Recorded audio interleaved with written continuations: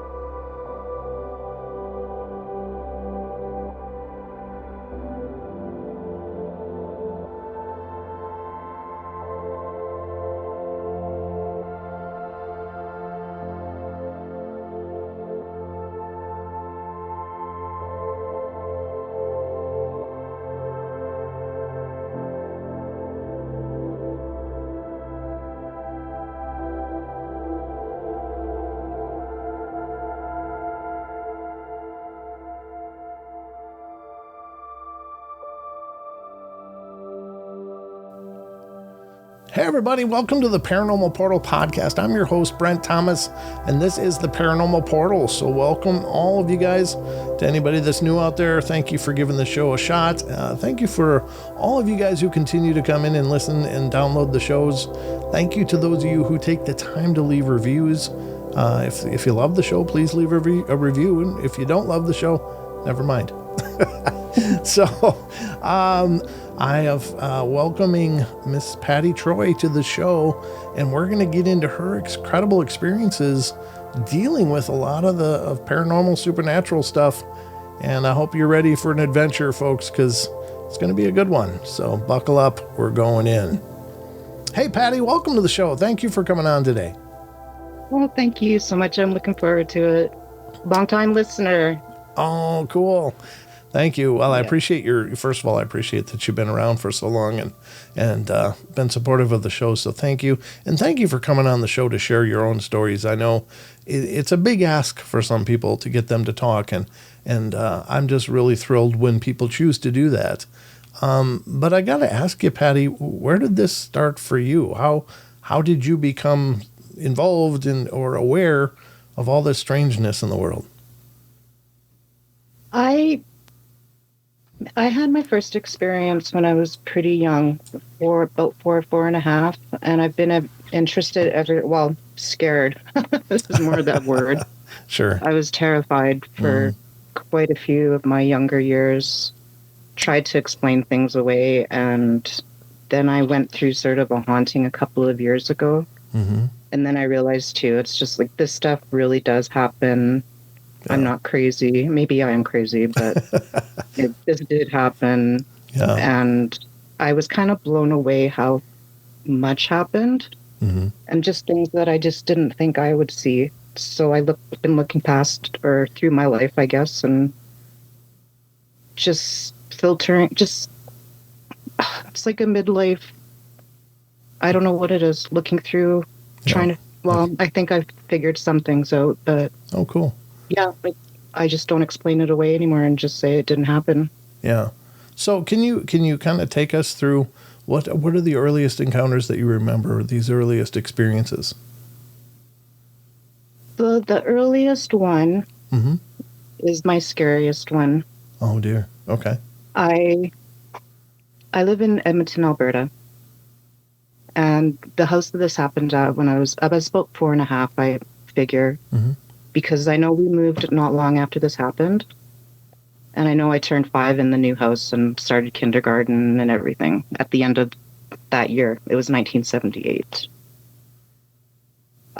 We lived in an old neighborhood here in Edmonton. It would have been one of the oldest. It's just south of the river, the North Saskatchewan River here.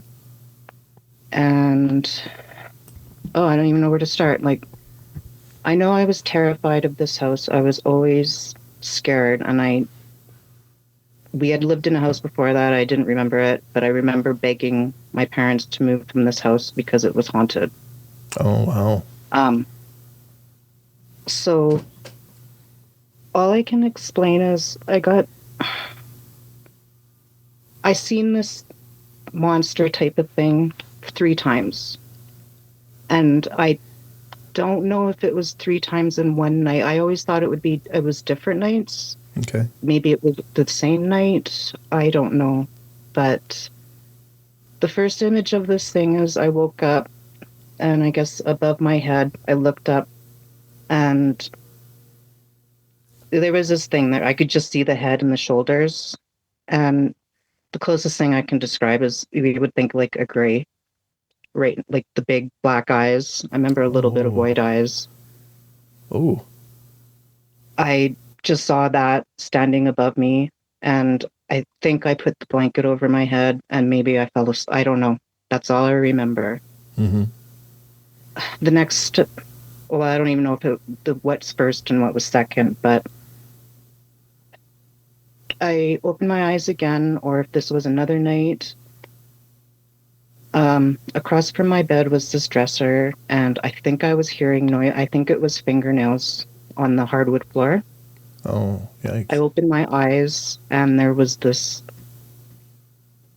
skin and bone monster kind of creature. Like, it wasn't moving, but it was standing sort of in that spidery,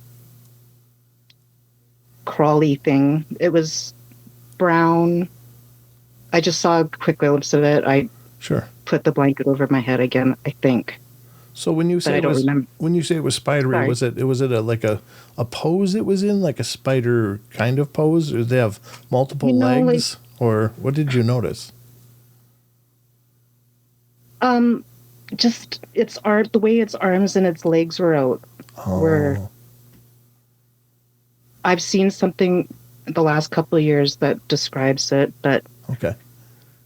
We can get into that more later if you want to tie it in with that part. So I was just curious because of what you see. It's. Well, I just have I don't have the clearest memory of everything because I tried to squash this memory down so much. Oh, I bet. Yeah. For a young child, this is a lot to absorb. If it was just those 2 things, I don't think I even would have remembered it. I would have just said that it was a nightmare. Mm-hmm. It was the 3rd time. Oh. So I had seen that, covered myself up, I think.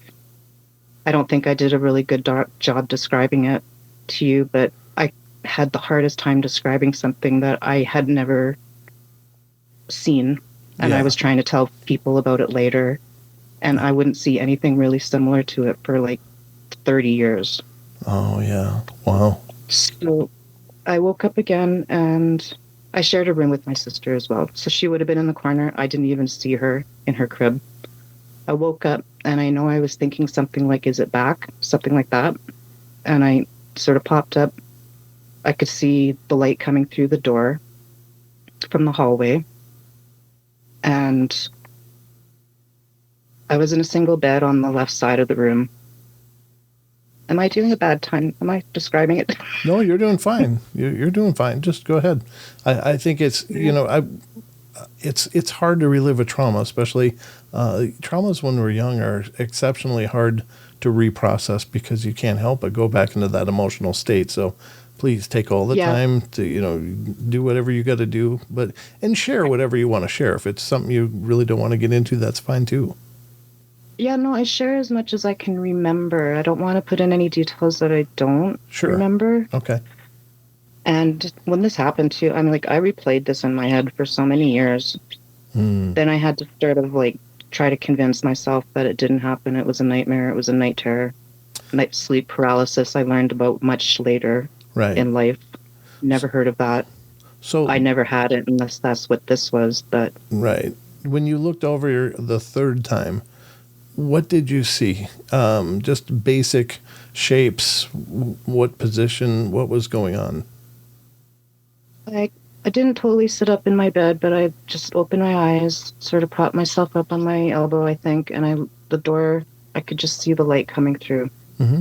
But I just had a sense that something was there. Okay. And on the left side of the room, across from my single bed, was a closet with a door. It was an old house, not a sliding door, but a door. Right. And it was partly open, and I could hear a noise. And I didn't know what that noise was. I realized after hearing it from a wild animal, that it was a growl. Oh. So I heard that, and it was growling. Mm-hmm. And I saw it's crawling out of the closet, this monster thing, crawling really quickly. It came out of the closet, came around the foot of my bed, and it kept coming. It got up on the bed. I quickly covered myself with my brown wool blanket, and I thought that was going to stop it, but it didn't. It got right over top of me with my blanket over my head. I had my hands up holding the blanket, and it got right up over top of me, and it started screaming at me. Oh, God. Oh. And I don't know what it said. Sure. And I always thought, because I was in shock too. I couldn't believe it. Like, that's why I think I put the blanket over my head the other 2 times, because that made it go away. It stopped. It didn't stop. It just kept coming, and it was over top of me, and it was just, I don't know if it was telepathic or what, but it was yelling at me. It was so mad, like hate. And I was, what did I do? Right. I was just in shock, and I thought maybe, because it was so mad too, I thought maybe it was calling me names that words I hadn't heard yet, because I had a pretty sheltered life. Like, we didn't say bad words and stuff like that, but I don't even know if it was English. Yeah, good point. It could have been another language, but you could tell just by what you were hearing whether that was telepathic or actually audio. You knew you were being screamed at. It was screaming at me, and it was in a voice like I had never imagined could exist. And the only thing I could describe that I hadn't seen for years after that was Regan's voice in The Exorcist. Oh, wow. That's similar. Yeah, yeah. I'm sure there's more similar, but I don't watch a whole lot of scary stuff. Exorcist is as scary as I get. Yeah, I'm with you there. The real life is scary enough. Not entirely sure how it ended. That's another thing. I know I wasn't believed, and I assumed that I told my parent. Like, I always have this, like, the vision of this thing coming at me. How do I explain it? Yeah. The vision of the thing. I don't even know where I was going with that. Sorry, but it's okay. Just, again, take your time and recall what you can. But certainly anything crawling over, and you've got a blanket over your head as well, so it's not like you're sitting there actively observing it. You're afraid for your life, and this thing is angry. I didn't even have the concept of death yet. I thought he was trying to take the blanket off to get at me. And I didn't know, like, I knew it wasn't going to be good. Yeah. I didn't know what death was yet, but sure. And I don't, like, was it trying to possess me? Or I don't know what it was. It was mad, and my sense all these years was just the covering, like, it couldn't get at me. Right. And that's my sense of why it was so mad. I don't know if I'm right or not. Well, oddly enough, it's kind of a universal mechanism that people use when they're, being tormented by spirits, is to pull the covers up. And for some reason, I don't know, there's something magical about covers, because you're not alone in that thought. It was like people pull those covers up, and the next thing they know, maybe they've finally drifted off, or they'll look again after a while and it's gone. Whatever it is, it's gone. So there is merit to that, oddly enough. And I don't know what the magic is, but it seems to be pretty potent. Well, it affected me so bad. Like, I always thought that the covering is what saved me. Yeah. So it really affected my sleep for probably another 20 years. Like, I had to completely cover myself. It was a whole process for me going to bed. Like, I didn't just pull the covers up over my head. I had to have everything tucked in, I could not have anything exposed. And I even considered getting a snorkel so I could breathe. Wow. And I was getting bleeding noses. My parents were so frustrated with how I was staining the sheets with my bleeding noses from not being able to breathe. And my mom's, she said she was going to cauterize my nose. Oh. If I didn't start sleeping like a normal person. Yeah. Well, like, whatever you got, I don't care. Once I found out what that was, I was like, I don't care. I have to sleep like this. Do whatever you got to do. Like, Yeah. Oh. stitch my nose closed. I don't care. Like, I really thought that keep covering myself had just covered me. Mm-hmm. And I can't sleep I have to have the closet doors shut. Yeah, I think there's a lot of people that think that way too, and it's not always from supernatural things. It's just something about closets are kind of creepy, Yeah. I'd rather not see what's behind there, and plus, it was like strategy. Like if something was to come out in the middle of the night, at least maybe I'd hear the door open first. Yeah. And then I could make sure that I'm covered if I wake up and I'm not covered. Yeah, good point. Crazy, but. Good point. So this is how you started on this journey into this weird and I don't know, I want to say wonderful, because these experiences certainly weren't wonderful for you, but what happens next, or what's the next thing you remember happening?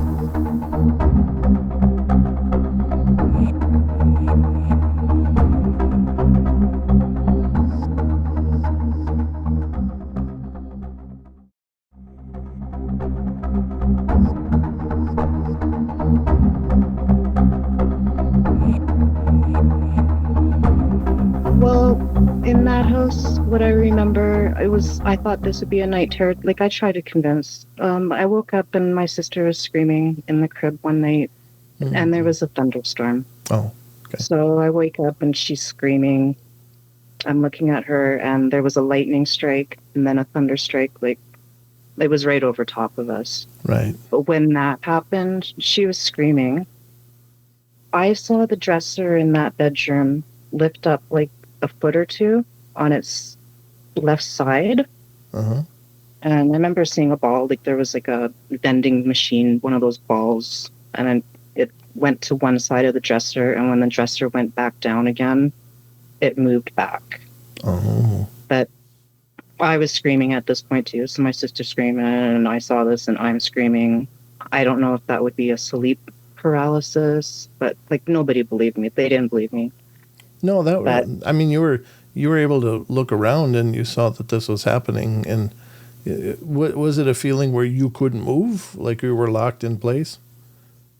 Like, because I've never had that. I've never had sleep paralysis, except, well, I had the weirdest dream at this haunted house I was at, but like I've never had that. I've read about I could never live like that. People that live with it, I have the utmost sympathy for you. Yeah. Like, it's not something I could get used to. So no, it's not. It's horrifying. I went through a spell of suffering from sleep paralysis for a while, and it was horrendous. It's like being trapped and something's holding you there, and it's horrible. But it doesn't sound like what you had experienced in this case was sleep paralysis. You were just jolted awake by obviously a very horrifying event. So not only the light and sound of the thunder, which sounds like it was really close, and that would make most kids wake up crying, but just to see that the dresser had lifted up and had gone back down, that's a lot, that's a lot. Yeah, I don't remember a whole lot of that house. I just remember these couple of things. Well, there is one more thing. Sure. It wasn't in the house. It was actually outside. We were walking. And this sounds crazy. Oh, I sound like a crazy person. We were walking. Me, my mom, and my sister would have been in a stroller. Mm-hmm. And this is an older neighborhood, and it's actually a very popular shopping network or neighborhood too. But we were walking, and we turned a corner, and in front of us was this man was just there. He was wearing he looked like the Hamburglar. Oh, really? Okay. Yeah. He had the mask, the hat, the cape, and everything. And we turned the corner, and he wasn't too far in front of us, and he seemed to be running, and I was pointing at my mom like, look, the Hamburglar. And he was looking back at us, and he's laughing and running. And she just kept telling me to stop. Like, what are you talking about? Stop. Oh. The Hamburglar. The Hamburglar. And she just kept telling me to stop. Like, stop it. Or, no, it's not. I don't know what she was saying, but... Right. But it was It's clear. just the weird thing about it. It She was wasn't clear to seeing. me. I don't know what she was seeing, but not even that. Like, the way he was running and laughing and, like, looking back at us, like, it was like he was putting on a show for us. Right. So I didn't know why pointing it out was like, she was like, stop it, right? Because Right. I thought it was a guy dressed up like the Hamburglar and was just screwing around. Mm-hmm. She told me, whatever. I shut up. She didn't tell me to shut up, but I shut up. I was like, I just started to watch it because I thought maybe I'm misunderstanding what is going on here. Yeah. Because I was about the same age, and he was running in slow motion. Oh. He was running in slow motion and down the entire block. Like, he was moving ahead of us, but it was really slow. And he kept turning around and laughing at us, but there was no sound. And he went mirage-y, which I didn't know what mirage was, but it was like that. And he was running in between some ladies on the street, too. It was a shopping, and they didn't seem to turn and look at him or anything. And he ran around the corner, and by the time we got to the corner, I looked and there was nothing there. Wow. So that's the kind of stuff that really cooks my bacon, and and in that, and certainly kids seem to be the most open or able to witness this kind of stuff. But these kind of claims, and there is imagination in children, so you can't discount that completely. But doesn't seem like an imaginary event for you, because it would have had to have been a hallucination or something, and you weren't known to suffer from that. Is that correct? It didn't even occur to me. Yes, like, I was going to talk to you, and I'm thinking about. Okay, well, the thing that I saw too, that monster thing. Mm-hmm. I actually did tell the story a year ago, and I wanted to describe what it was. I hadn't talked about it. I was going through comments on you, like, because I always thought it looked like a Reiki. Oh, right. Like a Reiki sure. Yeah. thing. Yep. Or a pale crawler. Mm-hmm. But reading through the comments, somebody said what he saw, was the closest thing to what he had seen as far as, like, for a pale crawler that was coming after him one night was the Wendigo from Until Dawn. Oh, and so I looked that up, and I was like, I couldn't breathe for like 2 days. Oh, it like all came back, huh? And it was so simple. Like, that's the way, like, I couldn't describe that crawly thing. Sure. Like, I couldn't describe how absolute skin and bones this thing was. Mm-hmm. It was closest to that. But then I was just thinking yesterday, like, what if my parents too, like, I felt sorry for them because, like, what if I told them that a monster attacked me, and then, like, a week later, I'm pointing at the Hamburglar? Yeah. Maybe they did give me some tests that I'm aware of. Well, I wouldn't blame them. I understand what you're saying, sure, but I do think kids have the ability to perceive things that we adults don't, and I think that maybe our ancestors were much more cued into this, and that's where knowledge or information about things like the Fae and dwarves and gnomes and goblins are maybe these things that are in a state of like in between, and I don't know how else to describe it, but it seems like they exist around us in the same world as us, but just a little bit out of phase with us. Like they're kind of close to existing on the same level as us, but they're just enough removed that you can't see them unless you're young or a dog or a cat is what it seems like, because they tune into this stuff so quick. And it seems I would believe anything a kid tells me now as far as, like, for paranormal. I knew sure. I would, if my son had told me anything, my niece, like, I would believe them. Right. Like, I really think, we can see into the other side, or they come into our realm all the time. Yes. But I think so too, and I know it's a hard thing to process given our Western thinking. Like we're not taught these things, and they seem like folklore, fairy tale kind of stuff. But these legends are as old as our cultures of these other things that are around, and that had to have come from somewhere, right? I'm completely convinced that all these things, they are real. Like, I don't even know, like, these cryptids, everything. I think, like, these have been around forever. We've called them fairy tales or folklore, but they're real. And, like, even this Wendigo kind of thing that I saw, it actually makes a lot of sense in where I come from, Edmonton, Alberta. That's where Swift Runner, too. I don't know if you know about Swift Runner, but he is the Wendigo story in the 1800s. He killed his family. He claimed it was a Wendigo. Right. I think in I my have heard of this. neighborhood here. Yep. And then I looked that up too, and he was actually executed on my birthday in 1879. Oh, wow. His crimes would have been in the winter of 1878. Oh. So I was wondering, is it crazy to think that it could have been, like, I never considered a Wendigo could be real before. I thought they were antlered things. Yeah, there's a lot of I don't know, interpretations of Wendigos, but a lot of times they are regarded in most, I think in most First Nations references as more of like a possessing spirit. You know, they are like a demon.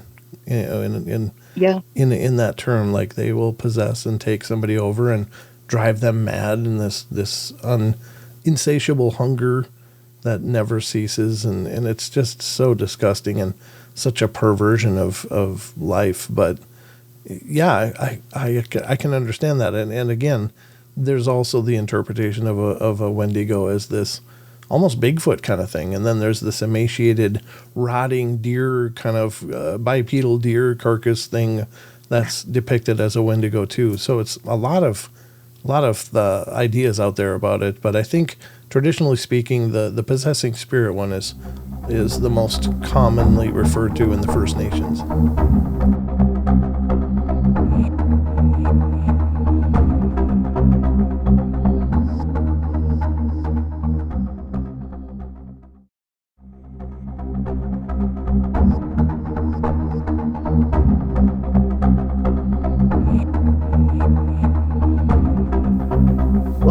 I would just try to describe the skin of this thing when I was a kid too, and I remember describing it as it had skin like a burn victim, but not. Oh. I don't know what I was trying to, like, I think that it was sort of like a decay. Right. Yep. Or just very, very calloused and corrupt. I don't know how else to say it either. That's still horrifying for a young child to view that and try to process that. You know what I mean? How? Yeah, and then when nobody believes you, like not believing or trying not, like that doesn't help either. Like, yeah. I know. I don't blame my parents. Like maybe they did, because we did move very quickly after that. So. Oh, interesting. I don't know if they were having issues too. I don't know if this thing knew that we were going to move soon, because I didn't know. We were just all of a sudden in a new house, and I was just so happy. So let me ask you, after you moved, did the activity then cease? Yeah, 20 years, very little happened. Good. Not anything that I couldn't explain away. But I did have one thing happen there, and it was kind of embarrassing too, because when this happened, my dad also thought I was crazy. Okay. When I was about 16, I was home from school one day, and my parents were at work and my sister was at school. I had a nighttime or an evening after school job, so I would have slept in. Mm-hmm. I came upstairs. I remember the doorbell rang, and it was my neighbor's son asking me if I had a gray cat. And I said yes, and he just screamed, "It's Dad!" Oh. Yeah, that's Dad! Oh, no. I can kind of laugh, like, in his hand, I didn't notice, he had her in a garbage bag, in a grocery bag. I could just see the gray tail sticking out. Oh, sorry. So, yeah, he put her in the back for me. I was hysterical, crying, wow. crying, crying. My dad came home. Like, I was getting ready for my afternoon shift at work, and this happened, and I don't know, I just started crying. Like, Yeah. my dad could probably hear me crying from the alley. And so he came in and he seen her on the deck, and he's like, oh dear, what happened to her? And I just was bawling. I could not talk. And then I all of a sudden said, wait, she's not dead. And I ran to the front room, and he came after me, and I started lifting up a chair that was in the living room. Because when I had gotten up, I would have slept in, but when I gotten up that morning, I had completely forgotten, went to make coffee, and she had been by the front door upstairs. She was at the front door, and if you're my cat, I'm going to pick you up and kiss you. Like, Sure. you're getting kisses, right? So I went to go pick her up. She's just a year old. She was still a kitten. Loved her. She ran from me. I chased her into the living room, or I went after her. I didn't chase her, but she ran from me. She ran into the living room. She ran around that chair that I was lifting up, saying, no, she's under here. And it had the upholstery that goes to the floor. So she just did a little twirl around the chair, and she ran underneath that morning, or late, like I would have slept in. So I even thought, like, because I was like, what is your problem? Right. She wasn't like that. And I even had considered, like, lifting up the chair when she did that, or to look under, but I didn't. I was like, I have to go get ready for work, and I had completely forgotten all of that. Oh. So I'm lifting up the chair, like, she's not dead. I saw her run under here. And he just gave me, like, he saw me do that, and he's just like, oh, Patti. Oh. Like, I was really, like, I thought I lost it. I was like, that wasn't today. That must have been yesterday. Or not, like, I thought I'd lost a day. Yeah. Yeah. But he thought I was, like, I went from grief-stricken to, like, just, I was, like, really embarrassed. And I felt bad that he was, like, actually, like, really worried about me. Yeah. You know, like, he was concerned for my mental being, I think. And yeah, but that happened, and a few other things happened, but nothing that I really can't explain away, or I'll try to explain away anything. Oh, sure. Yeah. And I think that's probably good to, look for normal things, causations for everything that happens. But if you do and you can't, then what you're left with might actually be the paranormal truth. Yep. Wow. So then, yeah, they thought that was crazy. So I don't tell them a whole lot. I don't tell them. I told them a little bit about this haunting that I went through, and I was a little bit worried to tell them about that. But yeah, they seemed to actually believe me this time. But well, you're not a child anymore, though, either, right? So yeah, but they could still think I'm crazy. Maybe. Well, there is that. We can't help that, but that's the same kind. At the same time, there's a lot of people having experiences out there, and they can't all be wrong. So No, there must be some truth and they're to all this. so different from each other. Yeah, like, I'm listening for stories that are like mine, but I hadn't heard like that first story. I've been trying to listen for a story like that my entire life, and that's why I'm telling it to you. Is like, I don't know if this happened to anybody else, but well, I got to tell you, in all the years of doing this show, I don't think I've heard a story like that. In that, there's similarities. There's stories that are similar of kids waking up and seeing horrifying things and having to process that. But what you're describing is it's really creepy, extra creepy. So they don't usually get up on the bed and start screaming at them. I haven't really. Yeah. Not a lot. I mean, it certainly has happened, and there's, plenty of people that wake up and there's a ghostly face, like inches from their own, which I think is extra creepy as well. It's like, God, what a horrible way to wake up from a dead sleep, is suddenly there's a ghost face right in yours. And that's really extra, really, really creepy. But, I think everybody has, there's commonalities, but there's always uniqueness to everybody's stories. And that's what's cool. But you had said that then there was this lull of many years where very little happened, which we were just covering. But what has happened more recently?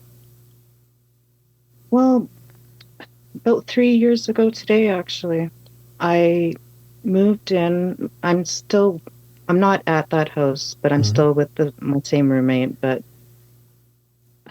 in about 2018, I was living in an apartment, and a lady moved in next to me, and she had just lost her 17-year-old daughter. Oh no!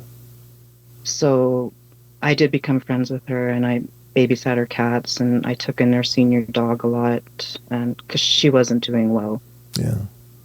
Fast forward few years later, 3 years ago today, it's the 20th, I moved in actually to her mother's basement. Her mother was terminally ill, and they were like, gee, hey, do you want to come live here and help out and rent free, get ahead?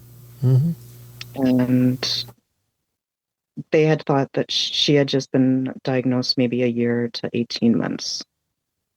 So that's what I did. And things started happening pretty quickly.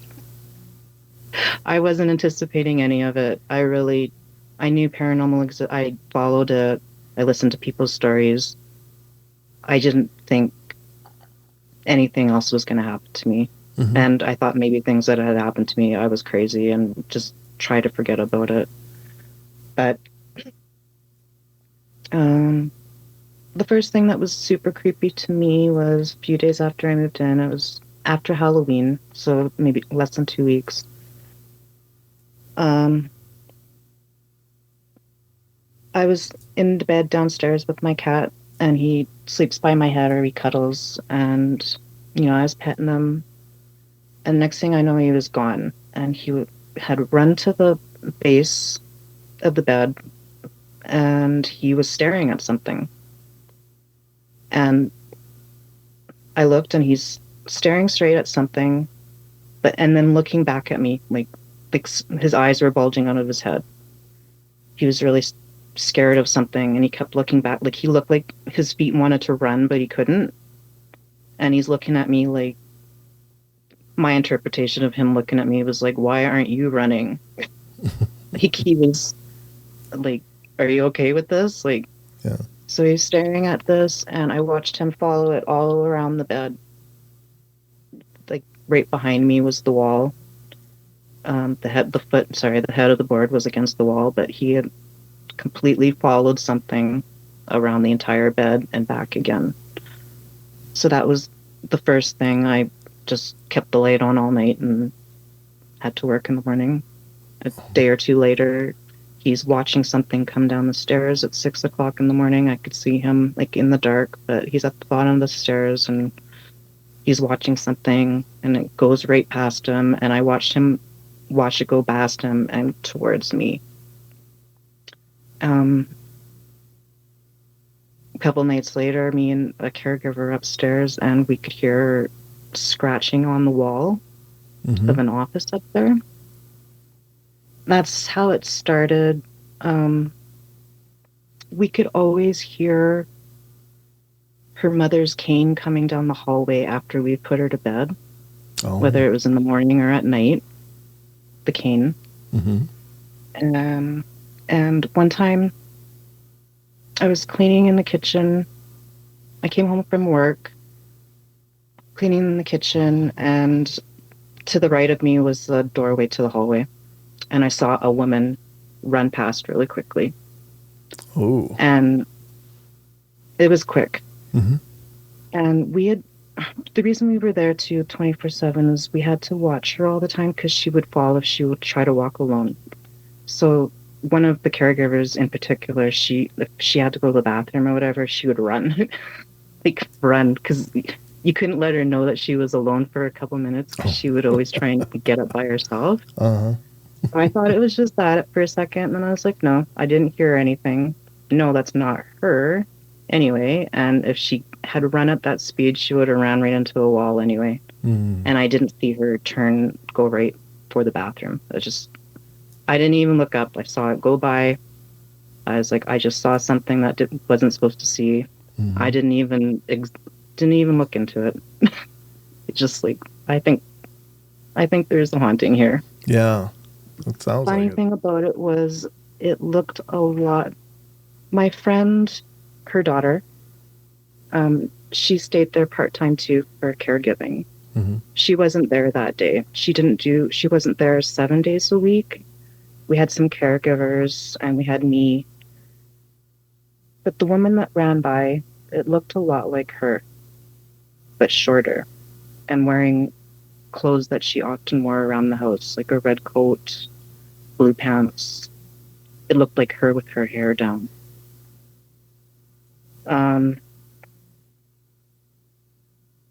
The other thing that happened as far as seeing something, another day came home from work and I came home from work. It was about 4 o'clock-ish and there was a caregiver there, but she was going to be leaving soon and it was just going to be me alone with her for a few hours. So I always came home and made sure all the laundry was done, her bed was ready and stuff like that. So if she wanted to go up to bed at any time, it was ready for her. Because sometimes we had to completely change it, like everything every day. Right. And just taking off to the laundry room if I was going to be alone, like just doing stuff like that was hard because we couldn't leave her alone. So we just made sure that was all done. So I had gone into the laundry room to make sure everything was ready, and the washer and dryer were completely empty and open. I went to the kitchen, and from that kitchen, if I did turn around to where I was in the kitchen making supper, I could see that laundry room door. Okay. So I started to make a dessert, and I heard the door of the washer would make this clink when it was finished, when unlocked. Mm-hmm. And I heard that. So I thought, like, that's weird. Like, I was just in there and there's nothing there was nothing in there and the doors are open, right? Mm-hmm. So I heard that. I turned around, and when I turned around, there was a woman standing there in the hallway facing the laundry room. Wow. And it was like she was standing. I mean, it just took me the millisecond to turn around to see her. Mm-hmm. And the way she was standing there, she was standing still and she had her hand behind her back for some reason. One hand facing the doorway. And it was like she was standing still and me just seeing her set her in motion. So she took 3 quick steps. She turned sort of sideways to go through the door because it wasn't completely open. And I was like, I thought it was crazy because I thought I had just been in that laundry room. I know it was empty. And if it wasn't empty, I thought it was the caregiver going in there to do the bedding. Mm-hmm. And I thought I lost a day. Oh, wow. Just like with my cat that I had seen, right? Like that must have been yesterday or another day. I've lost it, right? Yeah. So I was contemplating that. I'm like, obviously it's stressful, that kind of situation anyway, being in that house. Right. With care and that. So I thought, I'm losing it. Mm-hmm. I went to make my dessert because I was using the rotary beaters. And as soon as I turned that on, the caregiver from the living room could hear me. And she's like, it sounds like you need help in there. So, this is all just, it seems like it took a minute or this is just seconds, right? Right. And then I realized that wasn't her. Yeah. Who's in, I ran into the living room and I was like, I just saw a woman running. And we ran, of course, there's nobody there. Right. This woman looked almost exactly like my friend that wasn't there too, her daughter. Really? She wasn't there. It looked like her with a ponytail when she had her hair in a ponytail. And she was wearing a shirt that I had. That's mine. Mm-hmm. It's gray. It's got these black leaves on there. That's when I saw that shirt, I'm like, that's weird. I've got a shirt like that. Do you think it could have been like a time slip? And it was maybe that person appearing through, it's known as a time slip where. I don't think so. Okay. I wouldn't say it looked, I don't know. I made it sound like looked exactly like her. It didn't. Okay. Exactly. It's like similar. Pretending to be her. The one that ran in front with the hair down, she was shorter than her. It was shorter than me even, and I'm 5'3". She's like 5'7". Oh, wow. And the other lady, I would say, was taller and wider. Mm-hmm. But at the same time, I thought it looked just like her, like extremely similar, right? That's amazing. It was. No, I told people I saw a woman, Yep. but I didn't say at that time. I didn't say it looked like Sarah. Right. But they would be like, "Well, you're hallucinating." Like, maybe I would. Yeah. Well, it doesn't sound like it though, because it sounds like there's enough physical differences that you're able to notice in the at the time of viewing that it was like, wait, this doesn't quite fit. So, No. But it's the nature of it is what's curious. I mean, there's the doppelgangers that affect that maybe some imitation of a person, some spirits deciding to look like someone and maybe getting it kind of wrong. And a lot of times the doppelganger thing is often viewed as like a portent or a omen of something bad coming. And I don't know, but in your experience, did something bad happen following these sightings? Not immediately, but of course, she did pass away in May. The last time I did see this, actually saw, it's not a ghost. Right. But that was in January, and she passed in the day after Mother's Day. But, yeah. So, that was good. I mean, I didn't have a great feeling about the whole thing, to be honest. I was trying to make it okay, I knew it was an end of life situation. I was like, I hear these things happen. I wasn't expecting it. Yeah. But the mimicry, we even heard, after she passed, even me and my friend were sitting in the living room with her cat watching TV, and we heard her cat down the hallway cry, meow. Oh. All three of it was her cat. Her cat was sitting right there. I looked at her cat, and she's looking at me like, oh my God, she was freaking out. Oh. She's a very curious cat too. She didn't even want to go look.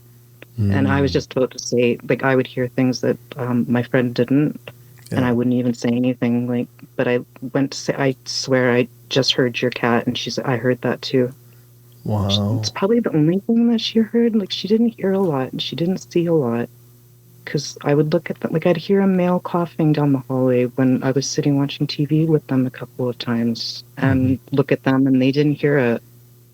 I heard a male call her name one morning.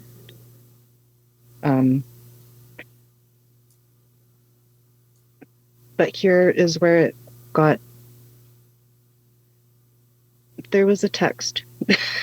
Okay. From her dead mother's cell phone. Ooh. After she. Wow. Yeah. This is what, seeing the woman that was so salt, I was like, I saw that. I know I did. Yeah. But this text, and then there was a book that showed up, and I was like, this stuff actually touched the physical world. What did the text, can you paraphrase what it said? Well, it was after she passed, and it was about 2 weeks after, and her phone was going to be shut off. I don't know why it had to be shut off so soon. Okay. But her daughter was over, because she didn't have to stay there all the time anymore after she passed, and I stayed there alone before we cleaned up the house to sell. And she had come over. She was going to spend the weekend with me because she didn't want to be alone. But she was crying about the phone being shut off. It was I think it was the day before. Because there had been some texts on there too between her mother and her daughter that had passed. Oh. I think she was scared that they would get lost, right? She was crying about that for a while, and she's got her phone in her purse sitting at the kitchen table. And I got up. I got up to do a dish or something, and she opened her purse to look at her phone because we heard that ding of a text. And she said, oh my God, Patty, what is this? And from there, it was from her mother's phone, from her mother's cell. And it wasn't a text, but it was a text of a chat bubble icon. Oh. My friend had an iPhone. Her mom had I don't know. Her mom's phone was in the bedroom still charging with the door closed. And that's all there was. And I scrolled back too, and what had happened while we were talking and she was crying, my friend's phone had sent her mother's phone a picture of herself. Like she was out with a friend laughing. And somehow I know that phone was in her purse. I know it. Yeah. I heard the ding of the text. And then I guess once her phone had sent that text in her purse of that picture, her mother's phone sent her back that it was just a chat bubble text. And it was weird. Like I went and checked her mother's phone. It was there. It was still on charging. I could see it said no service. Wow. She was able to. She was sending text her just to text it out to see too. Like she said, "I love you, Mom," and stuff. Like, and those went through, but nothing ever came back to her phone. It was so weird. That's very powerful, though. I think those moments, I think, are just reaffirming, and they're even maybe healing because they give us an indication. I think the biggest thing when we lose someone we love, it's like, are they okay? Is everything okay? We don't know. It's this full stop, and suddenly your heart is breaking, and you have no way of knowing. But this is like you're like getting a clue. It's like, oh no, everything's fine. Look, I'm texting you, even though it wasn't any substance to it. It happened, and that's beyond explanation, and that's powerful. And it was about her phone. She was crying about her phone. In particular, it was so bizarre. Like she took it as like when she saw it, she like. A few minutes late, like, she took it as like a shut up, stop your crying. Stop your whining, huh? Yeah. But it blew me away. Like, if I hadn't seen it, I mean, there might be another explanation for it. Yeah. But I don't know what that would be. And is it possible? Sure. But what are the likelihood that it would happen right when that discussion is happening? And it would be from that phone that was going to get shut off. I mean, it was shut off. Like, I mean, like there was no service on it. It was weird. I did see that because I was like, I wasn't even sure. Can they cut off a phone that quickly? But I was like looking at it, it says no service. But she was able to send, like in the house for some reason, she did send a couple more texts to her mom's phone and those did go through. Oh, okay. But nothing came back to her. Right. In the house. Oh. I don't know if it would have worked outside of the house. Yeah, I don't know either, but that's... Another thing that... sorry. That's just fascinating. I love those stories because I think they're so powerful. And they're cathartic. They're healing, Well, for me, it helped too. Like, well, I don't know if it helped, but I was blown away. There was another thing that happened too, but it's not even like it was like the most extraordinary thing that ever happened to anybody, but it's just like, we have a text. Yeah. Like, like the stuff it works in ways that is more physical than... Yeah. Maybe things are getting more like that recently, but... And a book showed up, which doesn't seem unusual, but we used to watch hours and hours and hours of Steve Harvey. Mm-hmm. They loved it. They gave me the TV. It's like, they didn't know anything about YouTube or anything like that, and her mom loved to laugh, so we got onto... One of the things was Steve Harvey. She loved it. Mm-hmm. After she passed, a book was just there, a Steve Harvey book. Oh. I thought it was her. I never said anything about it. It just was there all of a sudden. When I asked her about it a few weeks later, like she had no idea where that came from. It came out of nowhere. That's really cool. That was sometime after her death and before her funeral. But I still have the book. Oh, very cool. Yeah, that's a treasure for sure. That was a gift. I don't know if we would have brought that in. That's really cool.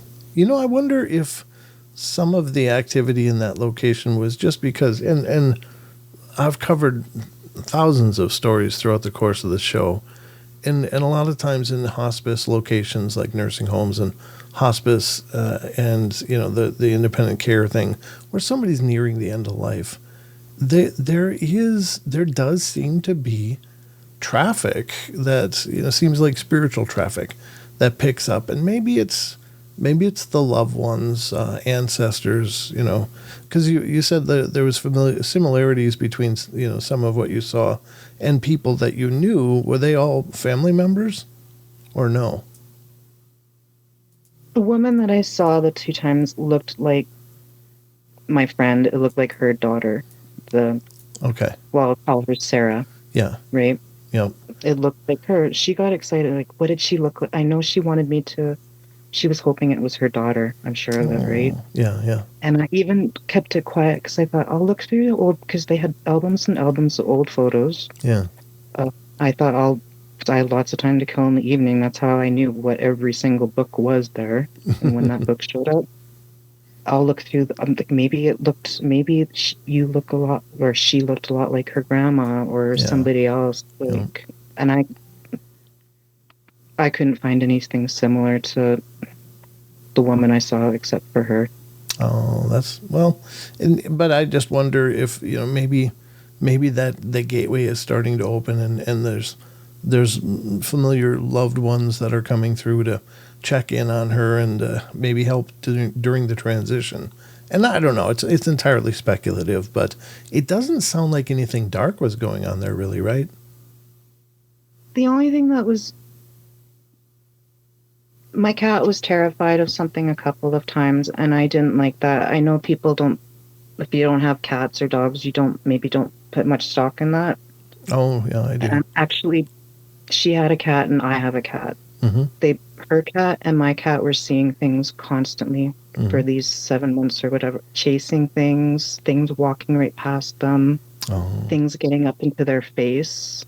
Like one day, the most scared I ever was there. Well, there's 2 times I was scared, but when I was with my cat and I was actually alone in the house because she had actually ended up in the hospital for a couple of weeks. So we didn't need any caregivers, right? Like, it was just me and the cats for a couple weeks. I was petting my cat and he was looking back at me. Daylight, 6 o'clock. And all of a sudden he was he was off my lap, like so fast I didn't even see it. He was at the edge of the couch and he was staring at something, looking back at me again. And he was absolutely transfixed. Yeah. His tail was doing a weird thing. I moved where he was staring at, and he kind of looked at me, but it was somewhere in between, like a wall and a ceiling. He wouldn't, and then he started to watch something go in front of him, like back and forth, up and down the hall, and then something got into his face, I guess, because he jumped back. Oh, wow. And even made a noise, like, yeah. And then everything stopped. But her cat had done that a week prior. She was watching something back and forth, and it's like something had gotten right into her face because she was sitting in the chair and she jumped back too. Oh. I never could see anything. I've even filmed them, or her cat, chasing things and staring at things to see if something would show in playback. Right.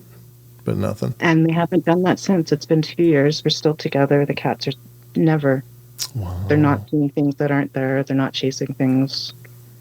I've never seen that behavior in my cat before. Yeah, that's incredible. Didn't again. Yeah, there's no doubt cats are sensitive, and dogs are as well, to the energies of the other side, or whatever you want to call it.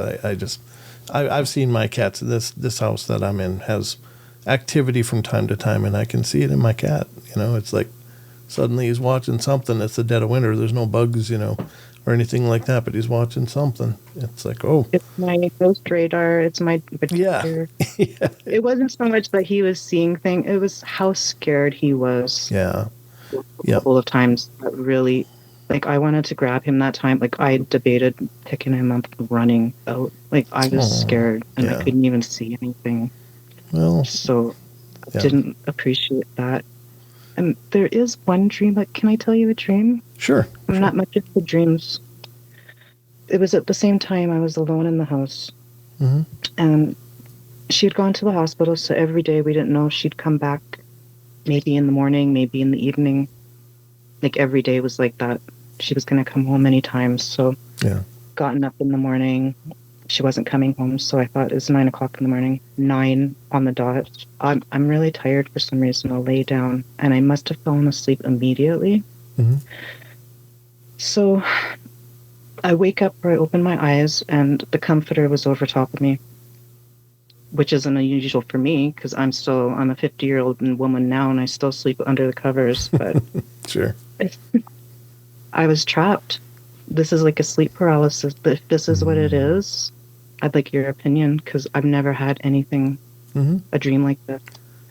I was trapped under the covers. I couldn't get out. I just opened my eye. I laid down, and in my mind, I had just opened my eyes. I could see through it was a white quilt where you could see through the light and everything, right? Mm-hmm. And I couldn't get out. So in my panic, I started crawling backwards because in front of me was the wall. I just, like, immediately I started crawling backwards. And I remember because it was a 4-post bed. So I'd had the covers tucked into, so I had to fight to get the covers untucked. I had to fight to get over the footboard.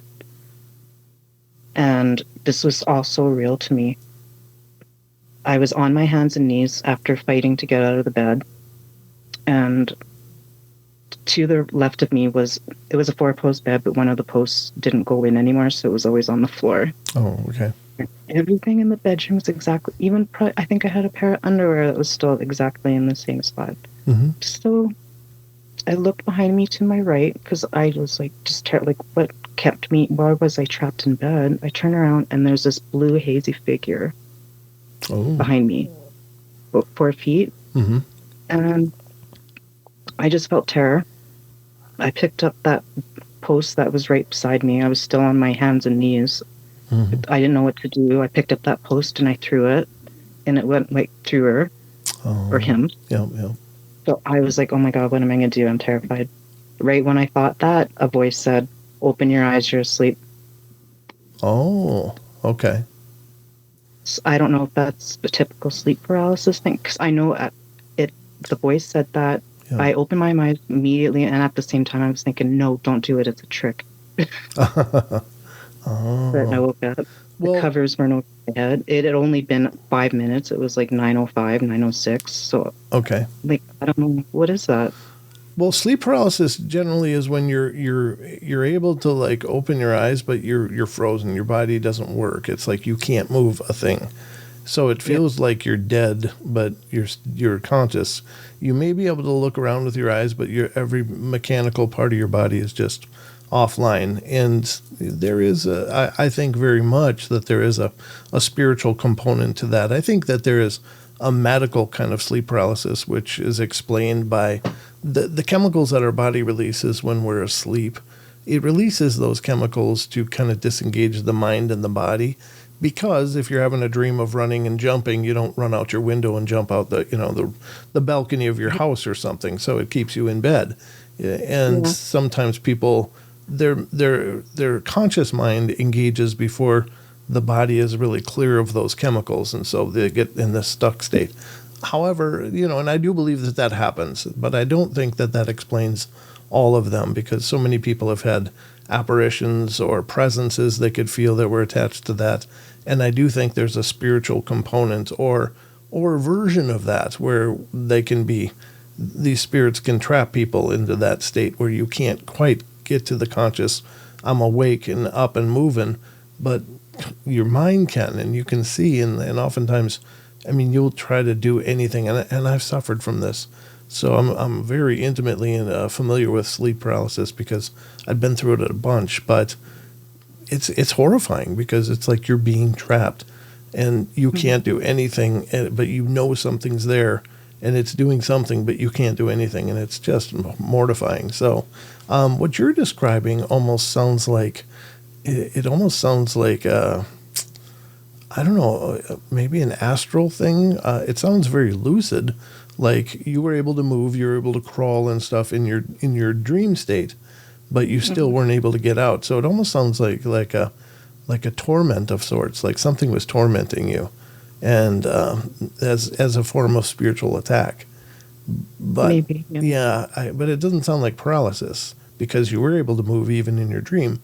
But it's still Yeah, I it's thought it horrifying. was because I was trapped, but then, I was dreaming. I was trying to get out. I did get out. Yeah, It was so vivid. which is I've never had a dream like that. which is very powerful too, because figuratively you overcame, symbolically by getting out of that trap, you overcame the energy that was trying to force you back or keep you from doing something. So I think that that's a victory, but and maybe speaks to your spiritual presence, the intensity of your will or something. But that's a win.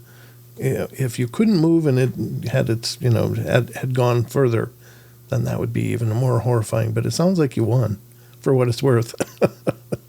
I don't know why. Like I saw, it was just a blue hazy thing, and why I was so absolutely terrified. Like when I looked at, I just felt dread. I don't know. To me, it wasn't a good thing. I wonder if you astrally projected. It could be an astral projection too, because a lot of times that's basically where our astral bodies, which is part of our layers of us, can project out and have these very real experiences. Sometimes they're in this world, sometimes they're in the astral plane, but they're very real.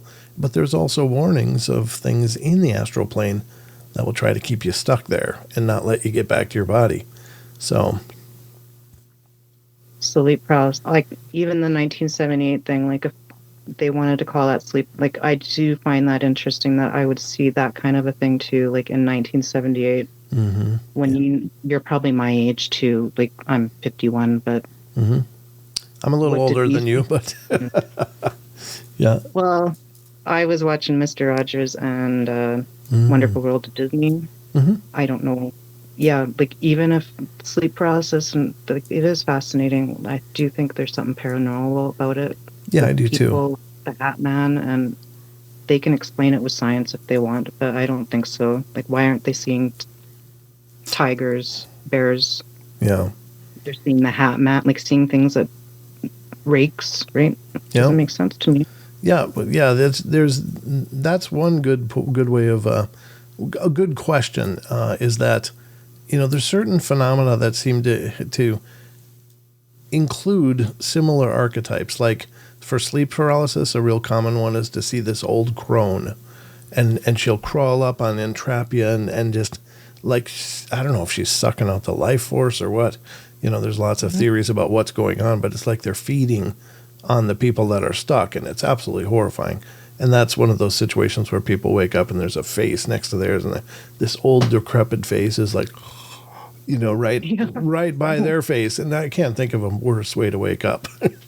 But no. But there is, why is it always the old crone, or why is it so consistently that, if it isn't something of its own, It's got to be paranormal. It's got to be spiritual. It seems, in my opinion, I do think we'd be seeing the tiger. Like if we're going back to our caveman brain. Things is what they're saying. I don't see why we're not seeing those things, and these things that we've never even heard of, like when you're a young child, or it's bizarre. It is bizarre, but I mean, there's always, unfortunately with this stuff, there's always a lot more questions than answers, but I just think it's real powerful that you're here and you shared your stories, and that you've brought this awareness of your situation to the show. So thank you, Patti, so much. This has been wonderful. Thank you.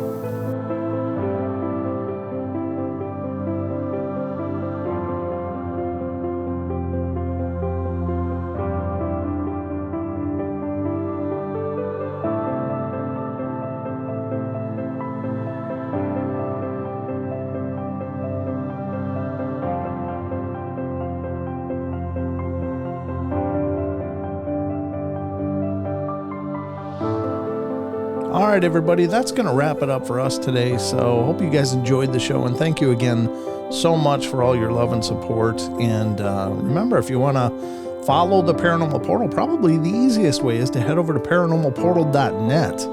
And that's the homepage for the Paranormal Portal. And you'll find links to all of our different social media and sites and information about the shows, including our YouTube channel, which is youtube.com/paranormalportal. Or just look for Paranormal Portal on Google or whatever search engine, and you'll find links to our social media such as Facebook, Instagram, TikTok, and Twitter. So we're kind of all over the place, and we're spreading as well as we can. But anyway, thank you so much for the love and support. Y'all take care, and remember, we love y'all. Be good, be kind, be nice.